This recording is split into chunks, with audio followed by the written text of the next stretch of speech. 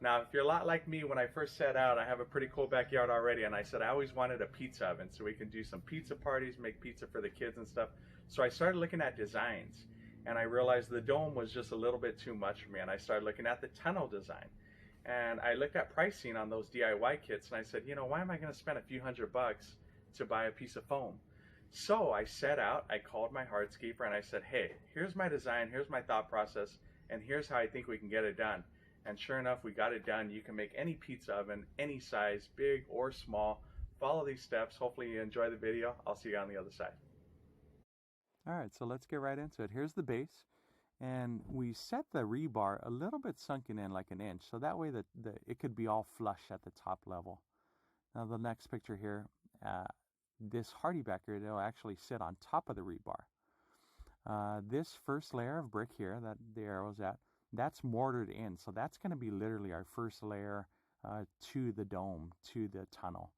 These bricks here, on the other hand, they're set in there loosely, and what's going to happen is the wood is actually sitting on top of those, but we're kind of creating our arch. There you can see the arch form already being established with our plywood there.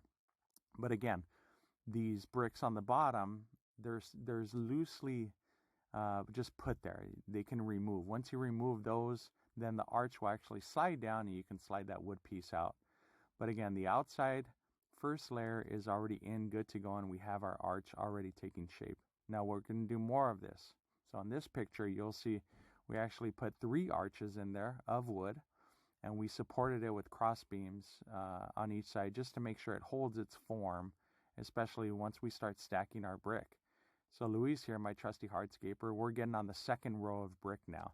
We're starting to already climb up. In the next picture that you'll see, we make some big advancements, obviously, but you stay true to this form. The wood forms your tunnel, and you start stacking those bricks all the way up until you get to the top.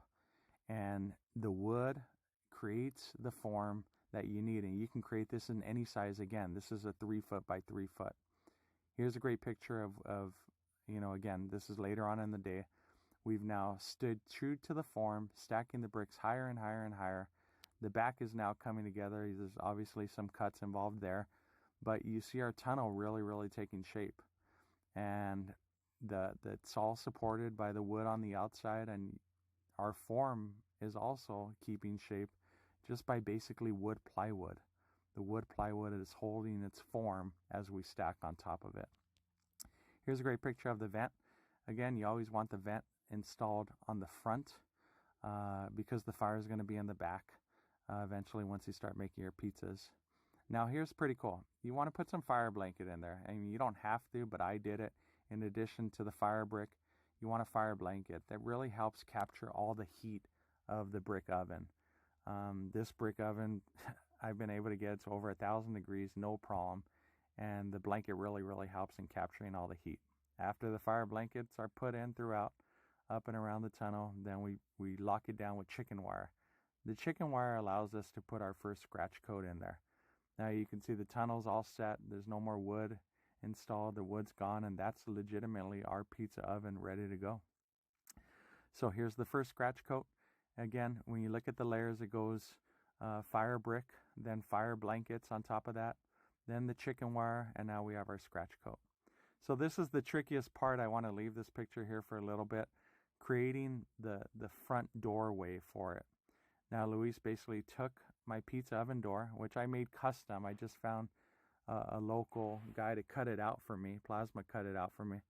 And it's a 2 foot by 1 foot door, and Luis was able to make the front arch around it. Again, it involves a lot of cuts, but you can see there, but by his brick design, that's probably the easiest way to create the front door entry and create your archway for your pizza oven door. And that, again, can be created any size. If you want to buy a standard door, you can do that. So then you start getting into finishing it. Any finish you want. I always like the mosaic tiles. I think they just look clean on a pizza oven. Looks pretty cool. The scratch coat is completely complete in this picture. And we're ready to go. You can tell on the bottom, I did put an extra metal bar on the bottom just to give it a little bit more support because this thing is so darn heavy. There's the mosaics going in. It's really, really taken shape. But again, this bad boy is 3 feet by 3 feet. It's a behemoth. You can fit a lot of wood in that bad boy, and you can get it over 1,000 degrees. But here's some great pictures of the finished product. It just came out really, really, really nice. I was so, so happy with the design. It was my design, but my hardscaper's execution. So I always tip my hat off to him, because without him, this probably wouldn't have got done. I might be able to do it now myself, but again, you want someone familiar with brick and mortar. So there's Luis. Hats off to you, Luis. You did a great, great job. Again, you can see how big it is just in that picture. It's pretty cool. So after that, what do? You buy some wood, you make some dough, you make some sauce, and we make some pizzas. There's the first ever fire that I put in that bad boy. There I am smiling next to it, and there's, you know, a pizza get going. That's actually my wife's pizza. She likes those artichoke, you know, healthy stuff, but it comes out so, so good. You can see the fire really climbing around the tunnel. It looks great. That's the sort of heat that you want. The fire's just coming from everywhere surrounding that bad boy, and there's the finished product. Pretty awesome. If you're interested in a dough recipe, I go by Vito's. You can just search Vito dry yeast recipe. It's a fantastic pizza dough. And that's what we do. We make pizzas, we make the kids happy, and everyone's happy. You know, and that right there, this picture, that's what it's all about. So thanks for watching. Here's the conclusion. Thank you so much for watching the video. If you have any questions, leave them on the comments below. Hopefully you enjoyed the video. Make some pizza, have some wine, and have a